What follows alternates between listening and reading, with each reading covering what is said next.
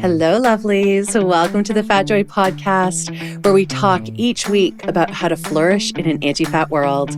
I'm Sophia, a fat person and professional coach who loves talking to other fat people about what it's like to live within oppressive systems that marginalize our bodies, and how we still dare to have the audacity and courage to reach towards our collective liberation and embrace our joy.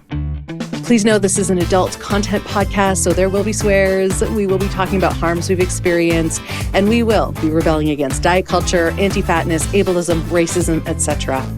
If you'd like to support the Fat Joy podcast and get bonus content as a thank you, please check us out at patreon.com/fatjoy. I am so glad you're here with us. Enjoy.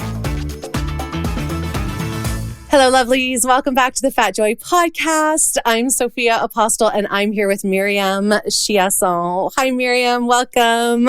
Hi, Sophia. Thanks so much for having me. Oh, I'm so excited. So, Miriam, I heard about you. I heard about you through my friend Sabrina, who took one of your trainings at her work. So she works for the federal government in Canada, and she is actually in charge of putting together a mentorship program.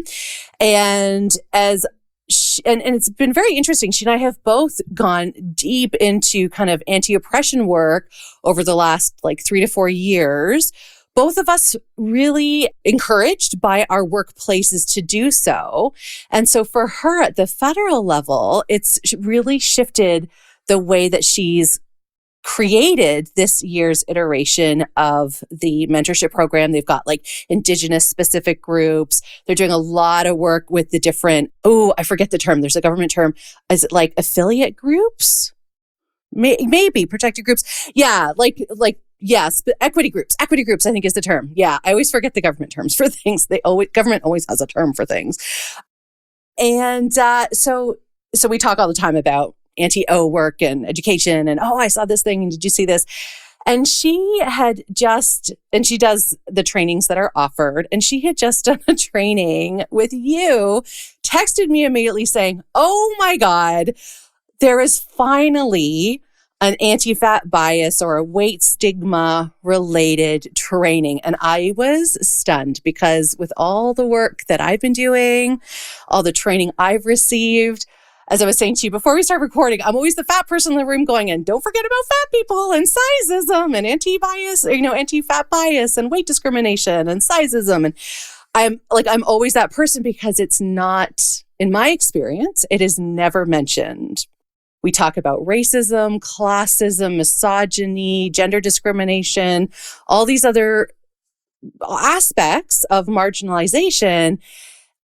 But in general, with my experience of DEI type trainings, anti-fatness has not been part of it. So I was stunned. I reached out to you immediately. I was like, oh my gosh, can we please talk? So I'm so thrilled you said yes. I'm so excited that this is on the radar with an organization that does this training. So it's so overdue. To be fair, there are many different ways to be marginalized, and it's an ongoing work, right? Inclusion is never done. There's no finish line. But considering how prevalent and how deeply rooted and how we're surrounded by weight bias all day, every day, this is definitely an area that we need to focus on. Yeah, I'm so grateful. Okay, we're going to do a deep dive in, but let's start with, who are you, Miriam? Can you tell us a bit about yourself? Sure thing. My name is Miriam Chiasson. My pronouns are she, her. En français, elle, la, lui. I'm originally from Montreal. I have a BA in history and anthropology from Concordia University and a master's in library and information science from McGill. Yes. I worked in a public library for about 5 years, and then my career shifted towards DEI. I kind of stumbled into it a little bit. It was kind of interesting. I applied to the job out of nowhere. Honestly, it was probably not my strongest cover letter ever, but hey, it was good enough. And I was really impressed with the interview panel, the organization, all that. And I got very excited about the work. I've always been someone that's very interested in social justice. done a lot of research, especially in my BA around these topics. So I was super excited to join in. So I currently work at CCDI, the Canadian Centre for Diversity and Inclusion. Among other things, I manage the certification process. So we have a certificate. I'm the one that manages in the back end. And I also develop a lot of content for webinars. And I've also done in the past sessions directly with employers. So they'll request a specific topic. I come in, deliver, and there you go. So right now I mostly do, when I develop content, it's mostly for webinars that are shared with the public and with our partners. In my personal life, I'm married. I've been with my husband for almost 15 years now. We're sort of high school sweethearts. Quebec's a little different there. I currently live in New Brunswick, Dieppe, the suburb of Moncton to be specific. And I'm a cat mama. I've got 3 cats, as any good librarian should, of course. And we also foster cats. We have 3 foster cats right now. So we volunteer with the rescue. And I also love knitting and crochet. And I love it. So you have 6 cats right now? In my house? Yes. Oh, wow. Do they all get along? Reasonably well. Yeah. They're all pretty. One of our cats is always a little bit testy. He's not super fond of the foster cats, but he's gotten over it over the years. So that's so great. Oh, I love that. Love that. I don't think I've been to where you live in New Brunswick, but I spent some time in Fredericton. Yeah, which is just beautiful. I used to go to a library conference there, actually, and I would visit. UNB was one of my clients when I was in library land. And New Brunswick is beautiful. It's a lovely province. Yeah. Do you want to? Okay, slide story, because why not? It's my podcast. It is. So I used to have a role when I was a librarian where I would basically travel. I was like in charge of Canada for a company that sold books and catalog records and stuff like that. So I was in sales, but my clients were libraries.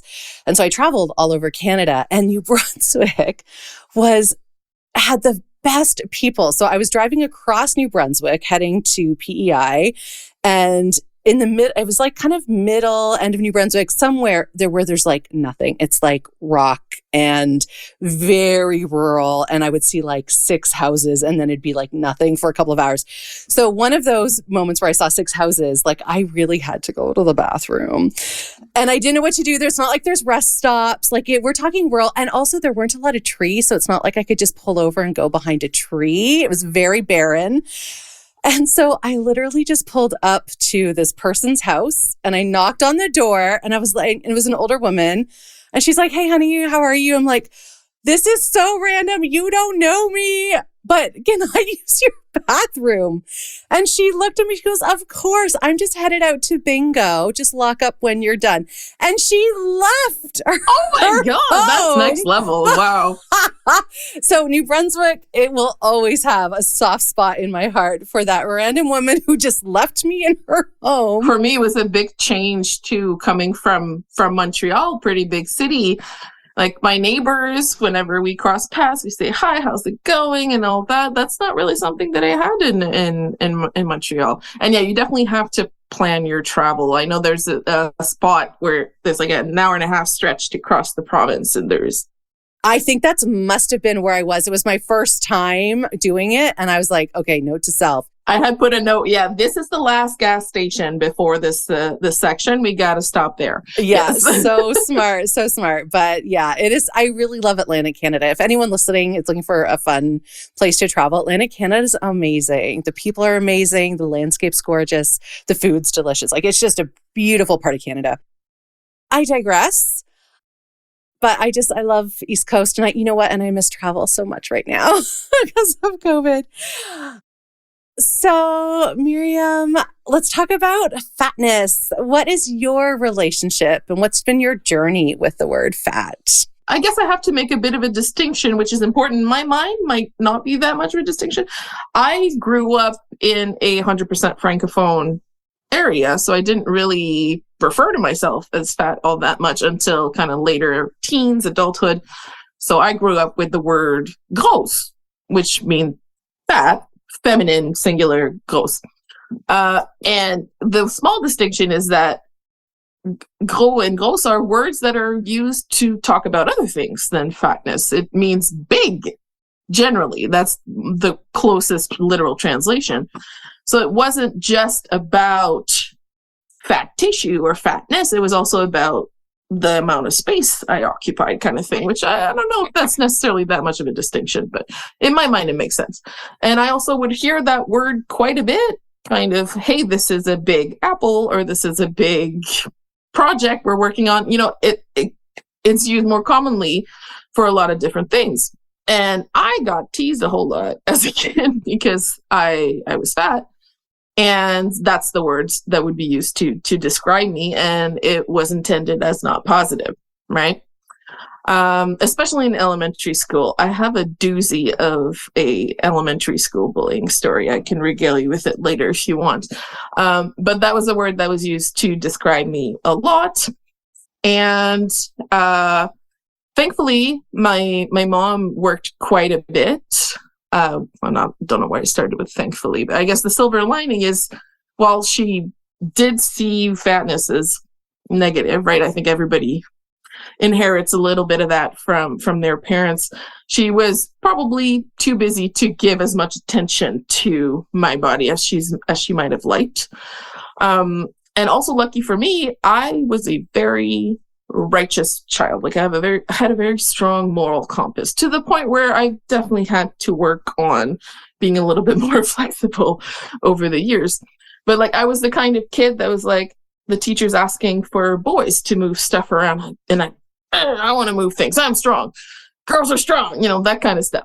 And fat stigma thankfully fell in that category of, hey, this sucks. This is not fair. Like, I'm glad that fell in that category of my moral compass, because I definitely had the sense of, like, the word fat or gross was bad, not because I'm bad and I deserve to be treated this way, but because there's a stigma, right? Oh, I love that you realized that so young. I know. I'm very glad that I did too, honestly.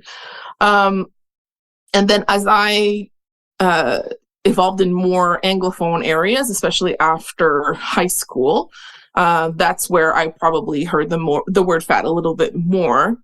And then I already had kind of a pretty strong moral personality formed, that I was able to describe myself that way, knowing that it should be a neutral word. Like, it's not a bad thing.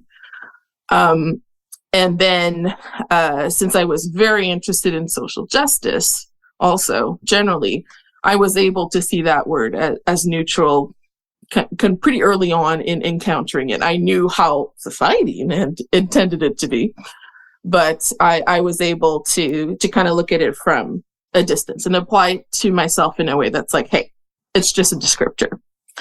However, the word goals is definitely something I still have to work on, because there's more emotional baggage, let's say, around that word and how it was used to stigmatize me and reject me as a child. So yeah, I'm still trying to tame that word, I think, and it's probably going to be, it's the type of word that's lifelong, right? You always have to deal with some of those things. It's never quite over. But I'm able to describe myself using that word for sure. But yeah, that's ongoing work. Yeah. And when you moved into the DEI space, and I imagine kind of dove into research and, not only with, weight stigma, but all types of other stigmas and, racisms and all the other pieces of DEI work, did that have an impact on your understanding of anti-fatness? Did that deepen it in any way or change it? Like, I'm just curious of the impact there. My personal journey, let's say, with anti-fatness definitely coincided with with when I started working in DEI, because I hung out in a lot more places, got information from a lot of different sources, followed different social media accounts, things of that nature. And thanks to intersectionality and fatness being a very widespread stigma, I definitely fell into some spaces where there was advocacy for fat liberation. and started consuming more media that was definitely healthier for me and was able to give me a more nuanced understanding of how the world sees fatness and how that relates to me also. In DEI work, some of my areas of expertise, I'll use that loosely, towards the beginning was a lot around gender. And fatness played into that too, because fat women and fat men are received kind of differently. I think that's fair to say. There's some intersecting elements there. So there were sometimes discussions around appearance for women and men and things like that, where the topic of fatness would kind of peek into other topics, if that makes sense. I worked a lot around disability too. I'm a person with an invisible disability. And that was, again, some topics that were brought in around capacities and people having different needs based on the characteristics of their bodies and how society views characteristics of bodies, and how that interaction is really what creates disability and things like that. So the topic would pop around, other topics.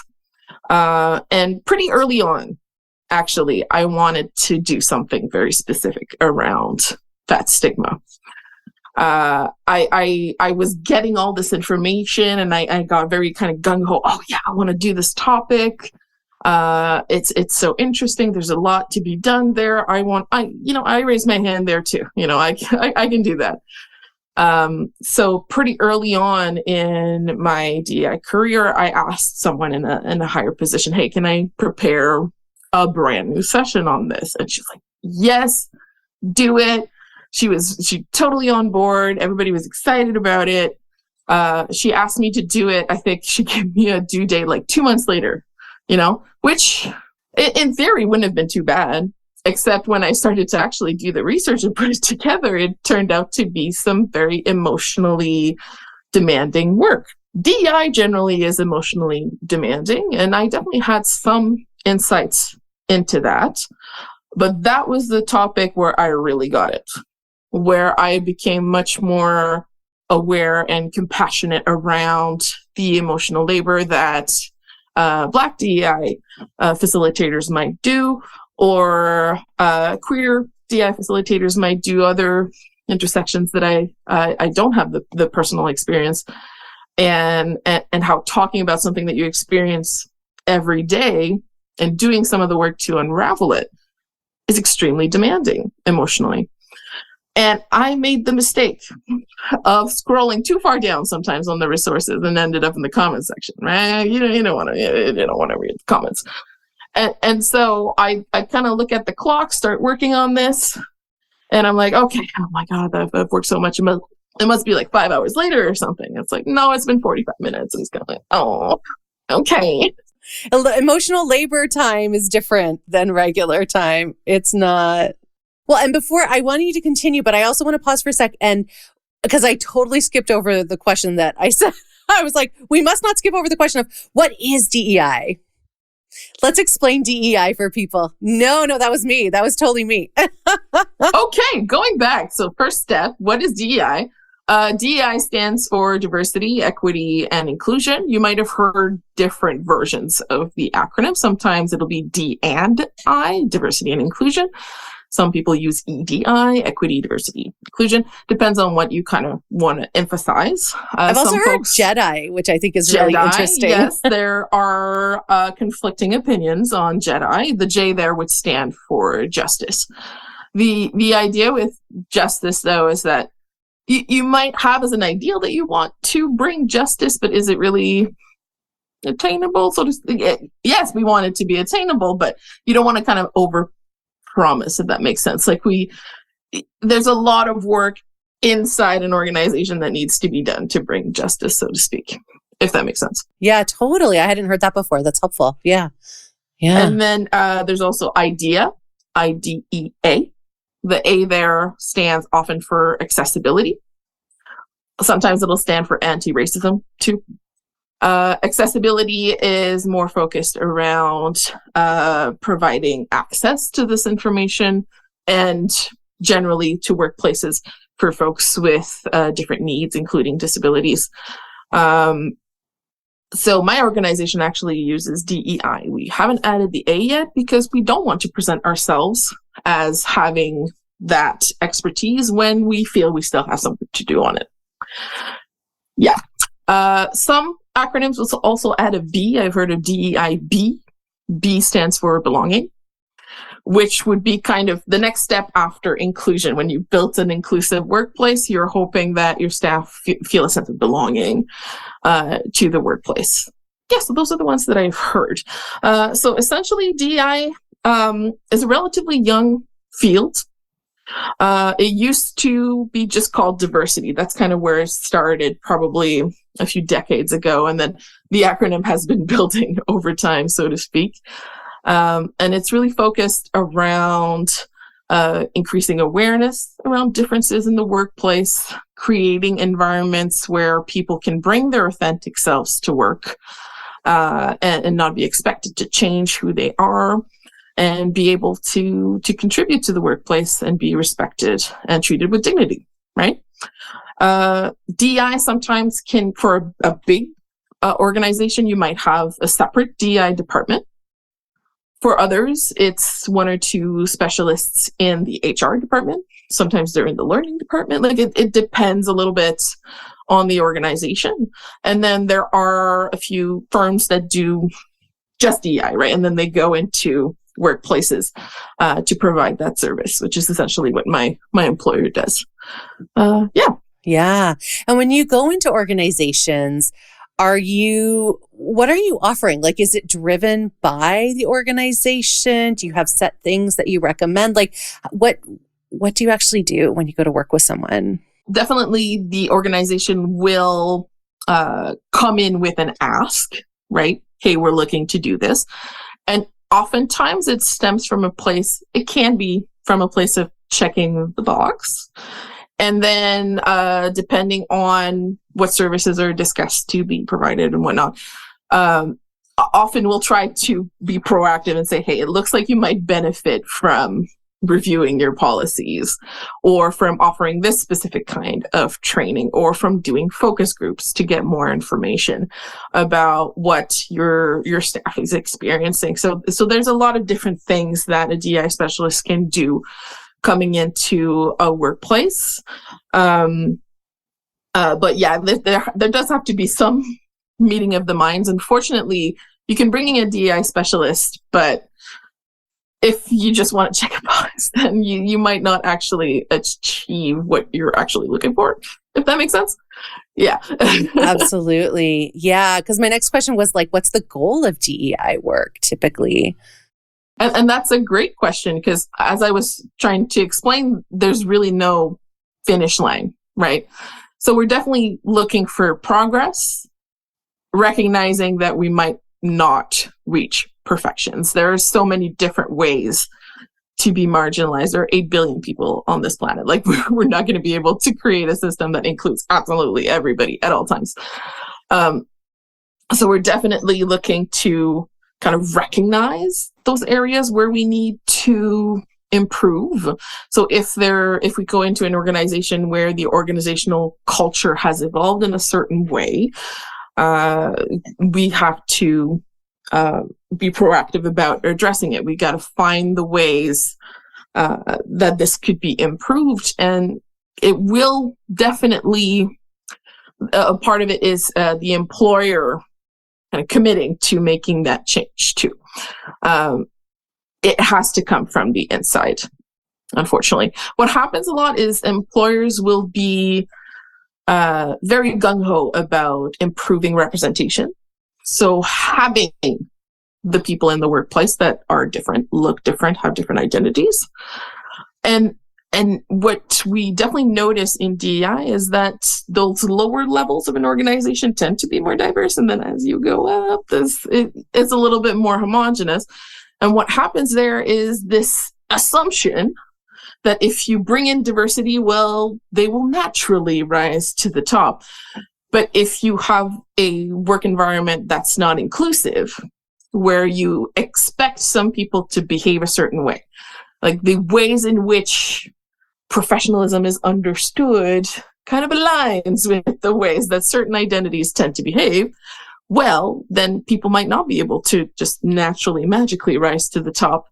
Like there are some changes that need to be made, right? It's so true. In my leadership coaching work, I work with a lot of, I have lots of clients in lots of different big organizations, from corporates to startups to, just a really wide variety of corporate type work, kind of, I imagine the people that you would work with. And I literally had a call this morning with someone who is BIPOC. And she was saying her culture and the way it, because she moved to where she is now, like in North America in 2016. So she is newer to corporate kind of North American culture, which is very different from the culture she's come from. And she's brilliant and ambitious and a high achiever. But culturally, she is very, what we would call, and what she has heard from her management, too blunt, too forceful, too much. And so she is deeply frustrated because she's like, no, men are being called too blunt, so there's like this, gender thing comes in, and she's got another marginalized identity, and so, it's very interesting to have these conversations because it's so problematic. And, she's reporting to, from her level up, is what she has said is basically all white, mostly men. And she's like, how do I navigate that? How do I, so we're working in a different capacity. We're working one-on-one and developing there. But if you were to go into an organization like that, I imagine that's not a unique situation I just described. What kind of, what would you do? Is it trainings? Is it one-on-one work? Are you working with senior levels to start to shift them so it's trickles down? What's a tip, maybe more like one or two kind of typical things that you're asked to do with DEI, even though I know there's probably not a typical. Oh, but no, yeah. Yes, definitely different situations will call for different things, but leadership buying generally goes a long way. If your leadership is not committed to DEI, the extent of the work that we can do is going to be pretty limited, unfortunately. Some things that I think are really crucial to DEI work is really people turning inward and having that capacity to look at themselves critically, which is not easy for a lot of people, especially if the ways in which someone exists have been normalized and you've never had to examine them, much in the ways that a marginalized person constantly has to adjust. Yeah. And you've been rewarded by them. It's those qualities have gotten you more privilege, You've more been power. Rewarded for those qualities, and as a result, you're going to reward those qualities in other people as well. Exactly. So it's very difficult to do change with one group session. We're talking about a lifetime of things that have been reinforced over and over. And if someone doesn't have the willingness in the first place, if we're walking in backwards to those trains, DEI, then it's going to be difficult to affect some change. And I think one of the things that's pretty tricky with DEI too is, unfortunately, a lot of issues come down to it's more complicated than it seems. You know what I mean? It's can I say this? It's well, it depends. You gotta ask. It depends on the person. And a lot of it is, there's actually a whole lot of nuance, and there aren't that many clear answers. And a lot of people don't really like that. We want those clear-cut answers, but part of the work is getting comfortable with being thrown into the ocean and just holding on to what you can. So I'm making it sound scarier than it is, but you can't anchor yourself to every single thing the same way every time. It's so true. Well, and I'll share myself, even when I started kind of my own anti-oppression learning journey about in a deep way about 4 years ago, that's exactly what I said to our anti-O educator who came in through the writing studio they work for. We do monthly trainings around different aspects of DEI and anti-oppression work. And I remember one of the first ones, I was like, no, hang on. Could you just give me a bullet point list? And I cringe now knowing that I said that, but it was a very white person thing to say, quite frankly, which is like, and that's what we're taught under WASP, white supremacist type culture, which is, could I just have the rules, please? And well, even our education system is like, here's the equation. I've been asked to do I've been asked to go into organizations and be like, okay, can you just make a list of like, if this happens, do this. If this happens, do this. And every time I'm like, I literally cannot list every potential event. You need to understand the principles so you can figure out how you should behave, right? And people don't like that. They want those little answers, just like a mama bird, regurgitating into a baby bird's mouth. Sorry. That's the analogy that came to mind. But unfortunately, no, you got to learn to fly on your own. Yeah. Well, and I think there's also too, like what I have found doing this work as a participant and kind of just, being in this space a little more deeply is we have such a low tolerance for discomfort, and it is deeply uncomfortable to own our own privilege. Like, I'm white, I'm educated, I'm middle class. Like, I grew up in a family where there was no food scarcity. There was no poverty. Now, my parents grew up in poverty, but I did not. So I have so much unearned privilege just in that. And sitting with that, trying to understand that, where that might make me unable to recognize my own biases. I mean, that's a deeply uncomfortable place to be in, and where I might unintentionally harm other people. I mean, I think this is why this work is so important and so complicated, and it takes time and effort and energy. And it's so worth it for anyone listening. Please don't be like scared off by this. It is 100% worth it. I feel like I'm still learning. Of course, I will be learning forever, but I feel like how I show up in the world now, having done a few years of this deeper work and learning, is so different.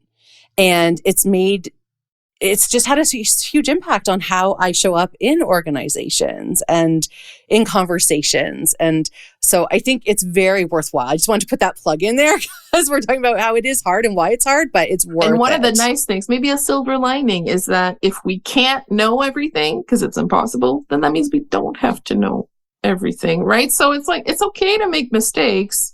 That vulnerability actually goes a long way, and the humility to recognize, hey, I don't know. Asking questions is okay. And if we make a misstep, it's an opportunity to learn and to add that to our toolkit. Like, we're constantly progressing, right? But I think a lot of the discomfort with privilege too is because we live in a society where you have to earn and suffer for everything, essentially. And recognizing, hey, maybe I didn't earn and suffer for everything, can be very disconcerting. And then we start to think, we extrapolate, right? We have a tendency to go to the extremes. I mean, like, that means I'm a bad person overall. It's like, no, we have no control over the society that we're born into. We have no control over the characteristics of our bodies, the circumstances of our birth. And we're not accountable for how those two interact, the privileges that are granted to us based on our characteristics and how society views them. So there's no guilt that needs to be had there, as far as I'm concerned. What we got to do, though, is be responsible for what we do with those privileges. That's where it really counts. And if we're refusing to do the work because it's uncomfortable, then, well, that's where it gets a little bit more problematic, because we're not taking responsibility for what we do with those privileges. Yeah, absolutely. Oh, I love that you just said that, Miriam. That's so powerful. Yeah. I always just keep reminding myself, and again, when I do this work with others, is like getting comfortable with discomfort and also being comfortable with making messes and knowing that we can always clean it up. Yeah. Yeah. I mean, don't go out of your way to make a mess, but like, you got to make a mess. It will happen. That's it. Yeah. Yeah. I will say, I I won't say I'm fully humble. I am not. I'm very egotistical, but I have learned a new level and found a new level of humility within me, especially when it comes to unintentionally harming others and taking ownership of that and learning and trying to do it better. And it's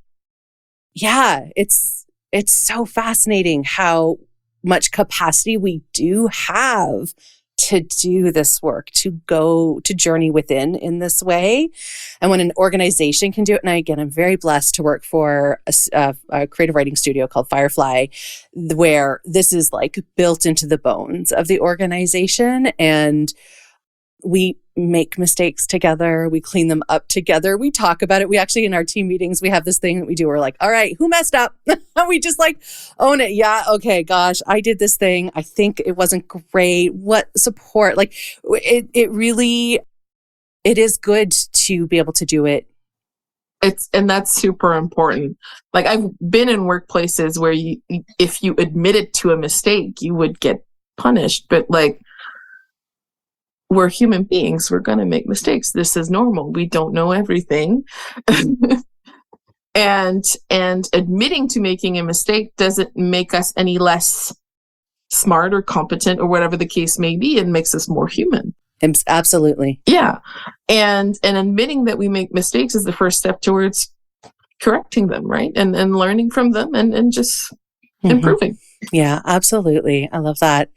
Well, and at the top, when I started by, kind of introducing you and why I wanted to talk to you, I want to circle back to, because it is this idea of, again, I've done all these trainings and I will say, I'll speak from my perspective, we have not had like sizeism training. And I'm very much in communication with the studio that we do all these trainings with around this.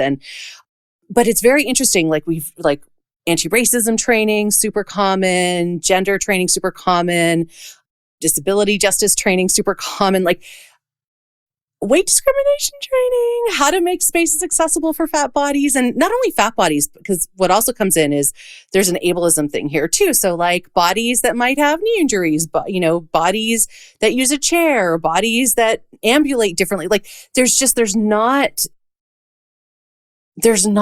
as much done around that piece. And so what I'm so curious to hear from you, Miriam, is like, and you had started to tell this story where I was like, hang on, let's do DEI first and then come back. So now we're coming back to it, which is you put your hand up. You said, hey, I would love to do a training on this. You started doing deep research. It is deeply overwhelming to read about hatred against a body and identity that you live in. So pick it up from there. So then what happened? So like I was saying, it made me much more aware of, like, this is something that people with other identities doing DEI work might experience constantly. It was really the first time for me to really feel it, And I didn't make that deadline. My boss had wanted me to finish it up in a couple months, and I didn't make it. I don't even think it was brought up. I think she kind of forgot about it.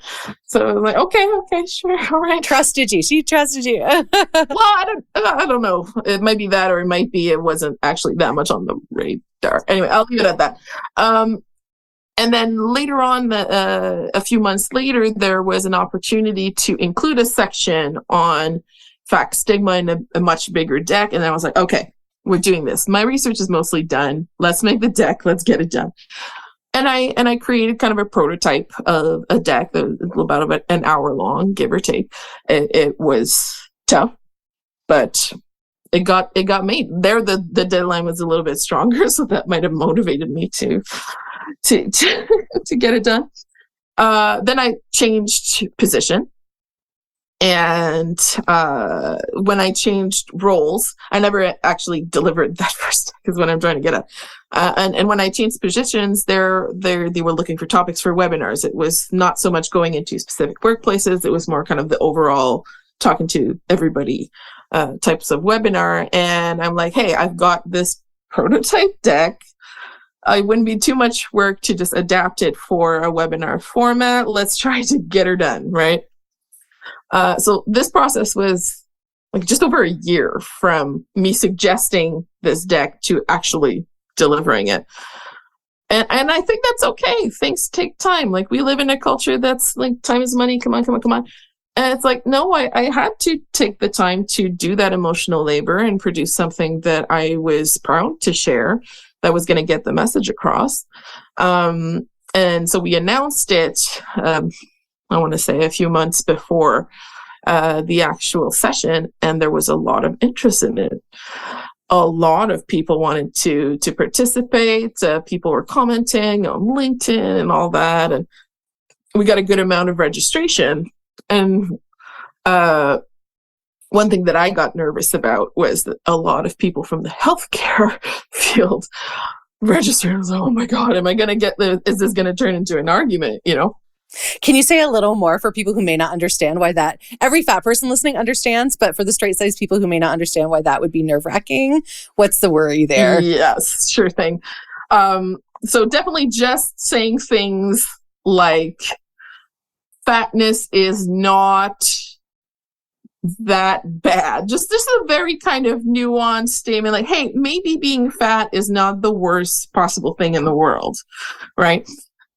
Again, I think we live in a culture that's very binary. You're saying, oh, being fat is not bad. So you're saying people should be fat. You know, right. Just, right. This is the whole glorifying obesity thing that happens. All that stuff. Yeah. Exactly. Which is like, no, actually, that's not what I'm saying. I'm just saying fat people are people, and maybe we shouldn't all be terrible to fat people. Well, and I imagine what they might also say is like, well, obesity, they would first of all use the O word, which is deeply stigmatizing. So they would probably say things like, well, I'm imagining, you know, well, obesity is a disease. Like, why is it part of DEI? Like, I imagine a lot of skepticism. I'm not going to say I expected it. The fact that there was a lot of buzz around it, I assume was a positive thing. But my mind as a fat person who has existed in this healthcare field, when I learned that there were a lot of healthcare people, that's where I got a little bit worried. Are they going to be like, but there are so many risks associated with obesity and yada, yada, yada, and all that. It's just, and but I was very empowered by the leadership team actually to be like, hey, this is a webinar. There's going to be hundreds of people in there. You don't have to answer every single question. If there are some questions that you don't want to answer, just don't. we give an email at the end for people to follow up with questions. And it turned out, I don't think we got any of those types of questions. So I was very happy with that. But if I can go back just a bit, like, part of getting ready for that webinar was getting some feedback on the deck from my colleagues. But there were some other challenges there. DEI specialists are people, and people have biases, and not everybody has done the same work that I've done around fatness. And I got not pushback. I don't want to say pushback, but like there were some arguments around words, you know, where some folks were inadvertently maybe trying to reintroduce some biases into what I was putting out there. So the webinar was in January, coinciding playfully with New Year's resolutions. And in the descriptor that we were putting out there, so very early on in the process, it was like, a lot of people have as a resolution to lose weight. Instead, maybe we can learn about anti-fatness. Like the vocabulary was, here's an alternative to that kind of thing. And someone on my team suggested, well, maybe we could say in addition to that. And I'm like, no, actually, no, I don't know. Because they were like, well, we don't want to tell people to not lose weight. And I'm like, yeah, we do. I do. Maybe not in those words, but that's also not what I'm saying. So if they want to jump to that conclusion, that's their business. But I don't want to say, like, it's a good resolution that you should take. No, I don't want to say that. And as part of this, also, I released a blog, like a written a post around diet culture myths. And in one of them, again, like we would get picky around sentences, you know, where they wanted to reintroduce some little ideas that they had, and I had to fight back just a little bit. In there was a sentence, there's no such thing as a universally bad food. Yes, 100% right. But that drives people nuts. I think some of my colleagues, again, maybe took it to the other extreme, going like, you can eat any and all foods and everything's going to be fine, you know, which, yes, it's kind of true, but in their mind, it was kind of an extreme thing to say. So one of my colleagues let this long comment go like, no, actually, there are universally bad foods, and fast food has a bad reputation for a reason. And there was kind of a back and forth going like, hey, what I'm saying is it's not a universally bad food. That means there are no such foods that have zero redeeming qualities. All foods have some nutrients of some, like one way or another. And if you eat for pleasure, that's a valid reason to eat something. There is some redeemable quality in every food. Otherwise, it's not food. You're talking about a piece of paper. Like, you know what I mean? And I had to dig, it's like, no, actually, and we had to go back and forth quite a while until we agreed that I would add a little bit more to that. And I think the sentence that ended up being added was something like, even a hamburger has protein and carbs and things like that, to kind of explain a little bit further, which is fair. That's fine.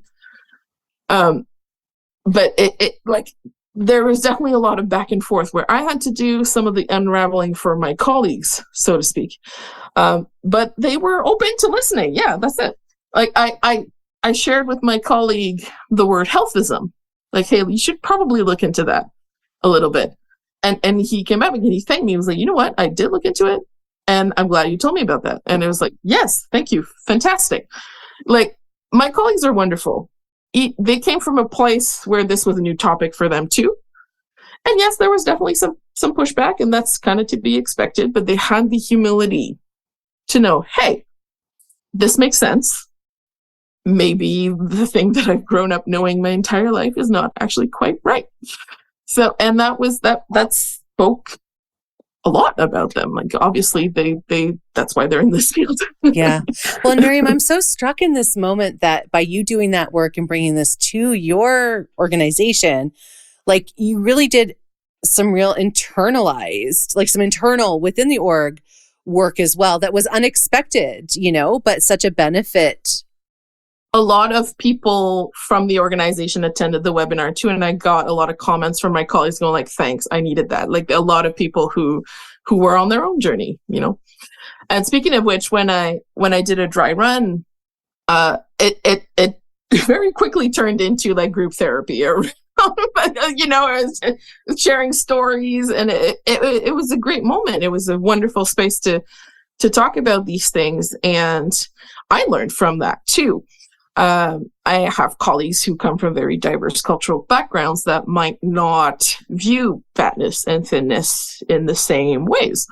So one of my colleagues comes from a culture that has as a beauty standard fatness over thinness, to the point where in some extreme cases, there's things like force feeding and things like that, which But what I find interesting about that conversation was that whatever body is upheld as the ideal, some people are going to go to extremes. Yes. Well, heroin chic, or, as a beauty standard, Exactly. Here. Yeah. And I thought that was really interesting. Even when fatness is the beauty standard, people who are not fat are might go to extremes to become fat. And my colleague is a straight size person, and she shared with me how much teasing she experienced. It was like the Twilight Zone. It's like the other way around. What's going on?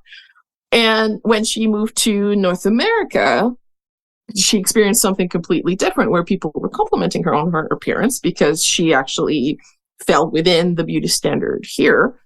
And she was sharing with me that at first she thought they were kind of like joking, just you're that's not serious. That's not right. But the more that she learned around here, she started understanding. So that led me to adding a disclaimer at the beginning of my session that's like, hey, actually, this is what I'm presenting is deeply rooted in a Western white understanding of weight. And other cultures might have completely different understandings. Like, I didn't even think to acknowledge that. And that was a bit of a light bulb moment for me. The ways that I've experienced weight stigma is also probably not the way that everybody else has experienced it. So, yeah, I was very thankful for that group therapy session, because I learned a lot too. Yeah. And in this training session, what did it consist? Not, we don't need the full details. Like, I'm not going to have you do it, but I'm just curious. Is it like is it like, this is what weight stigma is? This is how it shows up. This is what we can do personally. Do you have like maybe 3 things that people listening can do to work on their own anti-fat bias? I totally asked you that out on the spot, putting you on the spot, Miriam. So just to answer your question about the content, it was fairly introductory. Like, I started with vocabulary. Here are the words I'm going to use. Here are the words I'm not going to use, and why. What's fat stigma? What is internalized fatphobia? Things around society, so diet culture, medical fatphobia, talked about a little bit. And then I talked about some movements a little bit more positive. What's body diversity, body neutrality, body positivity? How do they differ? Things like that. And then at the end, we turn to the workplace, because our mandate is really around the workplace. And what do we do to improve fat inclusion in the workplace? So you asked me, what are some things that people can do to combat their own internalized fat phobia? Like with many other aspects of DEI and many other topics, practicing self-awareness of your thoughts and being aware of what you're about to say and questioning where it comes from and going back a little bit. Where did I hear that? And is it a valid source? Also, is it useful? And, things like that, really questioning ourselves and pausing before we speak. People need to learn to pause before we speak. Yes. I'll just say that. Yes, agreed. and really being aware of when we're saying or about to say something or saying something that might be harmful, and having the humility, if we have said it, to backtrack if you got to. I think in a lot of workplaces we still hear praise for weight loss. Like, if your colleague comes in and it's like, ooh, you'll still hear people praising that, and yet you don't know how this person has been losing weight. If they're sick or something like that, it might not be a positive thing at all. They might have a real life stressor happening. Yeah. And when you praise someone for something that ultimately they don't quite control, like, you might have another person doing the exact same things in terms of diet, exercise, but there are so many factors that we don't control in our weight, where their body is not responding in the same way. So you're really congratulating a person for their body responding to this in a certain way. It's really not something that the person ultimately has that much control over. Everybody's going to hear it, and you're reinforcing in the workplace that there's one correct way to be. And if you're not, too bad, so sad. Because I've had people in the past, when I was working on this, like early on in the process, going like, hey, so does that mean I can't like congratulate someone for losing weight? And I'm like, kind of, yeah. You should compliment people on things that they can control. I agree. I've started. Yeah, for me, it's so cut and dry now, and I think this is true with my friend group, certainly my colleague group. We don't comment, and we shouldn't comment on people's appearances in general. Like, it's the least interesting thing, and it drives me nuts. I remember Ellen used to always start, Ellen, the talk show host, she's always the example I think of. It's like she'd welcome people and, hey, God, you're looking good. It's like, could you not just only focus on appearance? It's so boring. My personal rule, if I'm going to comment on something related to appearance, is it something the person can control? If someone has got some funky nails, like the nice colors that they chose, I love a bold pair of glasses, and I love those glasses. They pick them out. It's their sense of style. That's something. I mean, it depends on the person too, but like, that's something that I think is more appropriate to compliment. And to go back on some of the other things that we can do, being aware of what we're saying and what we're doing also includes the things that we tell ourselves. And sometimes we have to go out of our way and be very conscious and be very intentional in countering some of those things. So if you find yourself thinking, oh, I shouldn't go to this interview, I shouldn't do this or that because of my weight, like, get out of your own way and do it, which is easier said than done. I do have to acknowledge that, but start with like, hey, they're taking a group picture. Maybe you don't have to hide in the back row or volunteer to take the picture. Like, it's okay. You are allowed to exist in this space. You are part of this space, and make a conscious effort to take that space. It takes practice. Like anything else, we're only going to get more comfortable countering fatphobia and internalized fat stigma by practicing it. And it'll feel awkward and weird at first, but hopefully it'll get easier, right? Yeah, absolutely. Yeah.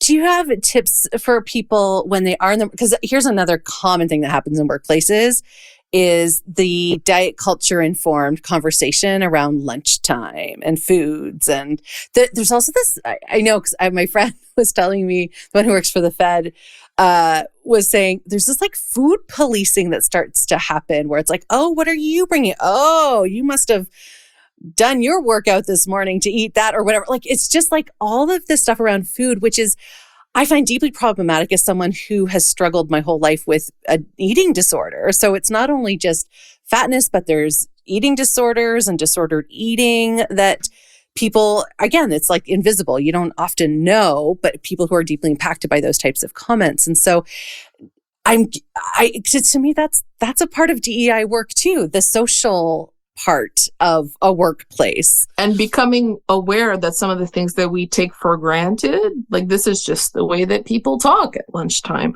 can actually be deeply harmful. And we have to make those efforts to stop that.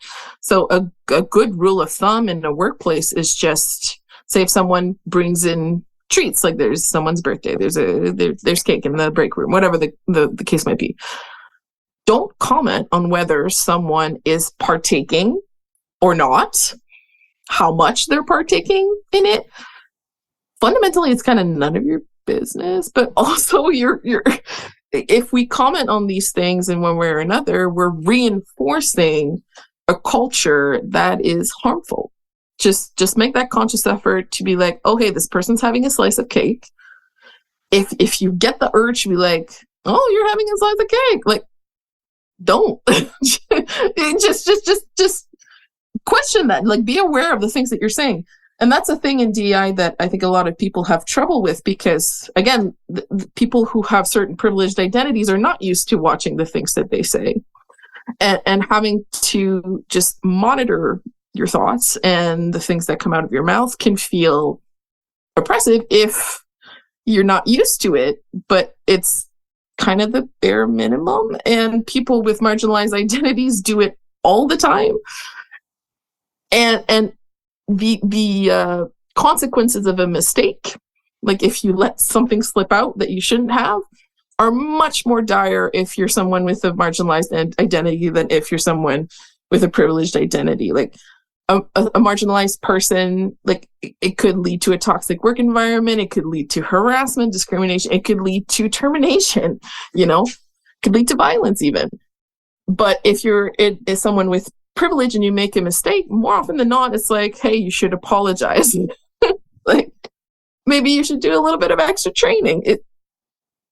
It's about realizing that individually, we all have work to do to live in a society. Like everybody has to make the effort. And so those are such great examples, Miriam, from an individual perspective. Thank you.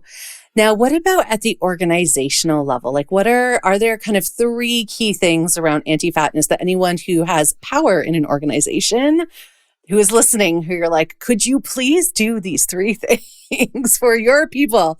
What are some of those things that they can do? So definitely there's a lot of work around kind of improving workplace cultures, but that also comes down to kind of the individual level. Some of the things that I was saying, organizational cultures are made up of people and everybody has to do the work.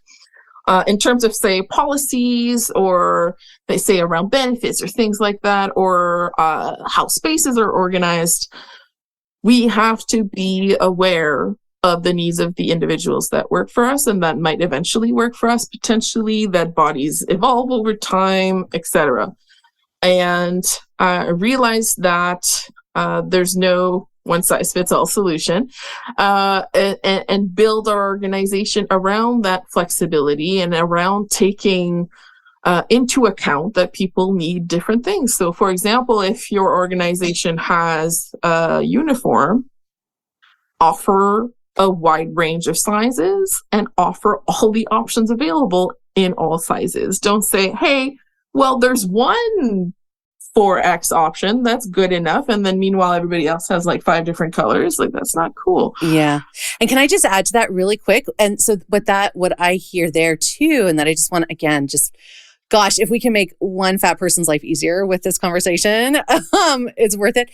Which is that means you as a manager or a leader of your organization, you need to do the freaking work to find a supplier that offers a full range of clothing, at least up to a 6X. If you're like sourcing uniforms for like the company baseball team, or just it's a place where there are uniforms like a vet clinic or a hospital, you have to source from a place and demand that your supplier, your manufacturer, makes truly inclusive clothing, not just to XL.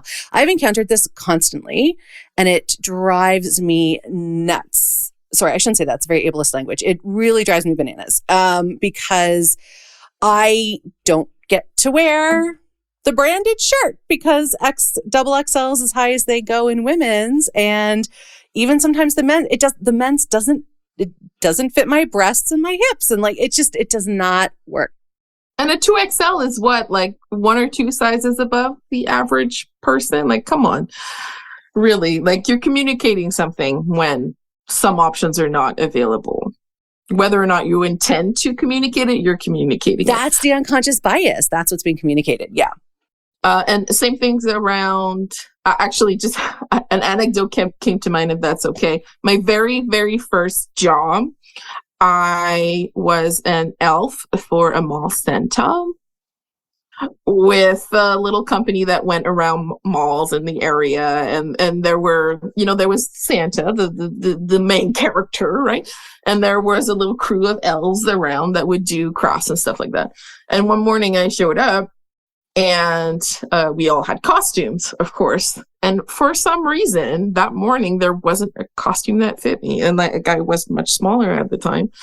And it felt really terrible. I'm like 16. This is my first job. I want money to go to the movie with my friends. And everybody else looks great. They all have their costume. And I was like, I kind of want to just go home. I don't want to be here. I'm not welcome here, And the solution that was proposed at the time was like, well, just keep your own clothes and just tell the kids you're like helping the elves that came from the North Pole. I'm like, no, that completely ruins the fun for the kids, right?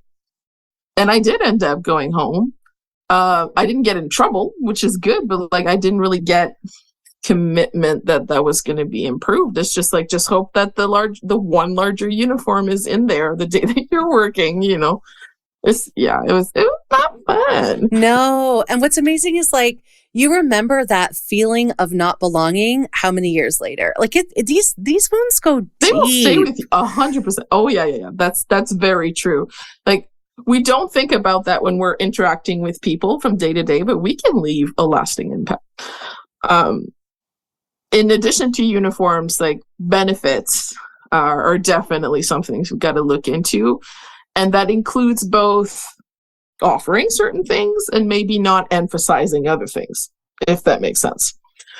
Where a lot of places will have, say, free gym memberships. Like, yeah, that's nice, but like, don't expect people to partake, and recognize that might not be useful for everybody, and offer alternatives for wellness, and include a wide variety, as wide as possible, of professionals and specialists to have access to, because people need different things, and that's true for fat folks and not fat folks. So yeah, that's great. Also, can we do away with like weight loss competitions and those types of wellness programs? Totally, just don't do it. Everyone listening, If you're in control of that, do not do it. If you're not in control of it, complain about it, please, on behalf of your fat friends. Like, just... That's one of the things that I mentioned in the session too. And I had asked my boss, like, hey, can I give as an example, you know, that episode of The Office where they have the weight loss challenge and it goes not well? Like, hey, maybe I could use that as an example. But I also was trying not to make it too light because this is serious. Like, people are affected by this every day. No, wellness challenges are just a no. Just don't. Just don't. Again, just contain yourself. You had the thought, let it go. Yeah. I have a story someone wrote to me. You'll appreciate this. Well, you won't appreciate it. You'll be horrified by it. But I want to share because it's such a powerful example of where people do not understand this and really harm others. So this one big cruise company, I won't say more, a big cruise organization that if I said the name, you would recognize it. Their head office, I think, has like 200-300 people. And their head of HR, they were doing this like wellness challenge. Their head of HR people who should know better put out to the whole company this attached a quote unquote study, which has actually been fully debunked by Maintenance Phase, by the way. And the headline was, if you eat around fat people, you will get fatter. Sent this to the whole fucking company. And the person who messaged me is fat and said, they were like, Sophia, I never left my cubicle again. I never went in to even like get water from the water cooler or the tap. I didn't get coffee. I never ate in front of anyone again. But like that HR manager, that rings to me as someone who has never had to watch what they say. And like, maybe I just need to double check this and think about it before I hit send. Right? I can't understand how someone where 60% of the population is plus size, at least that's the truth for North America. And to put something out like, hey, if you eat around your colleague who is plus size / fat, don't do that because you're going to get fatter. Like the fear in that email that went company-wide. And also getting fat is bad, therefore your fat colleagues are bad. That's right. Don't do it. Oh my God. Yeah. Ugh. Yeah. All right. So don't do that, people. Don't do things like that. See, there's one of the easy things you can do. It's just not do it. It's a no. I love it, Miriam. Simplifying what to do and not do in the workplace. Those are great tips. Any other one that feels important around organizational level for anti-fat work? Listen to your employees, I think, is another one that maybe we should, say more about that one. Yeah, for sure. All right. I think what happens, and I've experienced this too around a variety of issues, is when someone brings up a concern about something, it's like people will take it personal or even say, well, are you saying the company is bad? Are you saying the company doesn't care? And it's kind of like, no, I'm saying I'm being affected by this and there's opportunities to improve this. And I wish you would. And the fact that you're getting mad at me now is communicating to me that you really don't want to. Okay. So listen to people, take it seriously, believe people. Yeah, don't question. If I say, hey, there's no chairs in this space that actually don't give me bruises on my thighs, don't question me. Just say, okay, great, I will get a chair. That's literally it. That's literally it. Yeah. Don't find the ways in which the person should like bend over backwards. Like, don't make it about them changing their bodies. Like, you create an inclusive space. That's your responsibility as a business owner, as an organizational leader. This is a chair. You should think I'm more important than the chair, and just you will not hurt the chair's feeling if you replace it with a different chair. Oh my God, I need a t-shirt that says I am more important than the chair. Oh, those are really helpful, Miriam. I love this.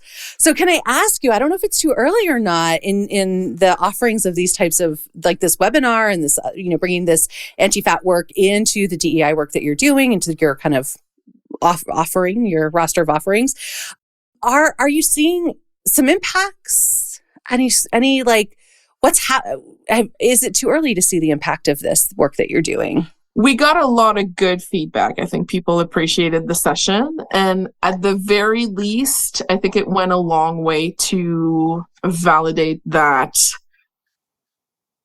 this is a topic that does need to be addressed. If a person is experiencing stigma around their weight, that is a thing that is valid, and we do need to work on it.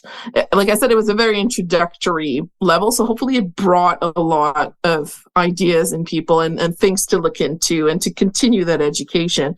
We got a number of questions after. The person who takes care of the questions was telling me, yeah, I got a lot of questions. What's happening? And most of them she was able to answer, but a few came to me with things that were kind of outside of my expertise. Unfortunately, there was someone who works in the haircare field who was telling me, well, how do I tell my colleagues that gathering BMI data is not actually representative of health, and what other like indicators should I push for? I was like, I'm not an epidemiologist. Like I am not 100% sure. And so I had to like point to other sources that can give the direct answer. But like there were questions that were coming out. Hey, how does this apply to my work? That's a thoughtful question. I love it. Yeah. Oh, yay. Yeah. And it made me think quite a bit too. So that's good. Like I get to think about other things too. But I think opening those conversations is fantastic. Yes, let's talk about it. We might not have all the answers right away, but please let's talk about it. And again, a lot of my colleagues learned a lot themselves, and a lot came to me saying like, hey, thanks for putting that out there. And I'm hoping that we keep having this conversation, right? I know for me, one of the next steps, the webinar was, I delivered it in English and there was a French interpreter in the back. I was not happy really with the recording when I heard it. Ugh. I had started with like a terminology disclaimer, and unfortunately some words with negative connotations were brought back in by the interpreter, which I was not pleased with. I imagine that's hard because it's like translation is through an interpretation filter, and they're a person with their own biases, and they might not have that exactly. They might not have the expertise. So I'm hoping to do another introductory one, French first, that hopefully corrects that a little bit. And then keep going with more specific topics, especially as we get some of those questions coming in. We can find more specific areas to address, maybe in different fields, or how different intersecting identities might be impacting. A lot of things like that hopefully we can continue working on this topic and making it integral to DEI work. Oh, so good. I am so happy. I can't even tell you, Miriam, like it's going to have huge impact, and it's the tip of the iceberg, I think, in terms of getting into more and more DEI organizations who will hopefully take lead from the work that you're doing and bring it into their roster of offerings. It's very interesting because I haven't yet recorded with, but I just had a conversation with an employment lawyer around, because there's intersections here around employment law and what I think she used the word like what classes are protected. So like protecting people's jobs and what accommodations are required legally. And fatness is not. It's not a protected ground under human rights. Yeah, I had a short section on that. But often there are cases that come out around fatness, but kind of through the detour of disability. Yeah. Or it might be like they were bullied. So bullying is like protected. So you could go in that way. But again, this whole like, how great would if it was just protected? Like no discrimination based on weight, done and done. So I know there's some movement alongside. And so I'm hoping that these two, like kind of in the DEI world and the legal world, we can just start making these steps forward so that fat people are protected legally and protected they get to be human at work and they get to be accommodated and not feel ostracized. We spend so much of our time at work. Like that's one of the reasons why I find DEI is so important and I really enjoy doing this work is we don't need to be miserable working 40 hours a week for like 50 years of our lives. Like maybe we can make it tolerable at the very least for as many people as possible. Please. Absolutely. Absolutely. Yeah. Yeah. So I want to come to our final question, which is around joy, as always. And I've actually, you know, what's funny? I've gotten some feedback recently that for a lot of people, this is their favorite part of the podcast, is like hearing what brings other people joy. So what brings you joy, Miriam? How do you turn towards joy, especially given the work that you do day in, day out, which is about really hard stuff? So how do you connect to joy? In this work, we definitely have to practice self-care and disconnect when we need to and take care of ourselves. I really enjoy spending time with my cats. I love it. This is going to sound super silly, but like with my size, my lap can accommodate even more cats, right? That sounds very silly, sorry. But it's true. Hey, like, come on over. I love giving back through my volunteering too. I love spending time with my husband. He's always been a huge supporter. I'm very, very lucky. My over the course of the last 15 years, my body has evolved a lot, and he has never wavered. You know, I'm very, very lucky. Oh, yay, husband. Yeah, and I enjoy getting rest when I need it. I think that's really important. Sometimes I like to disconnect my brain and maybe not think about all the horrible things for a little bit, and just pet my cats and watch some funny cat videos, and and knit a little sweater for my cats, and just to have a simple small moment of calm and joy. Amazing. Well, you've brought us a lot of joy today. Thank you. Thank you for sharing so generously of your expertise and giving us really great tips that people, I hope, will take and bring back to their own workplaces, back to themselves. This has been super, super informative. Thank you, Miriam. Thank you also for having me. I really enjoyed the work that you're doing. Also, I learned so much, and I take it into my work. Add that to my toolkit. Thank you. Before we go, I'd like to read a poem, because poetry can reach our hearts in a different way. Poems can have us feel in a different way. And that's what this podcast is all about: expanding our hearts, deepening our empathy, and inviting in joy. So each week, you get a new poem.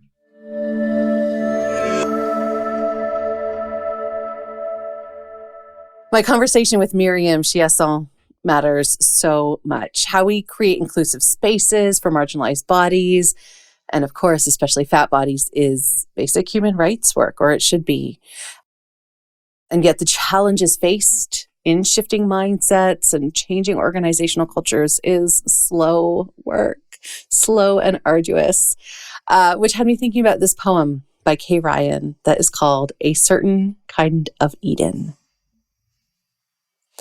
It seems like you could, but you can't go back and pull the roots and runners and replant. It's all too deep for that. You've overprized intention, have mistaken any bent you're given for control. You thought you chose the bean and chose the soil. You even thought you abandoned one or two gardens. But those things keep growing where we put them, if we put them at all. A certain kind of Eden holds us thrall. Even the one vine that tendrils out alone in time turns on its own impulse, twisting back down its upward course, a strong and then a stronger rope, the greenest, saddest, strongest kind of hope. Thank you for joining me today. My hope is that you're feeling a little less alone and a little more seen. So until the next episode, you can find me on Instagram at fatjoy.life, on YouTube at youtube.com/@fatjoy, and on Patreon at patreon.com/fatjoy. Please do check out the show notes for how you can connect with my amazing guest and for the links to the poem. All right, lovely. I am sending you off with my best wishes for an abundantly Fat Joy day, and I look forward to talking to you again soon. Bye-bye.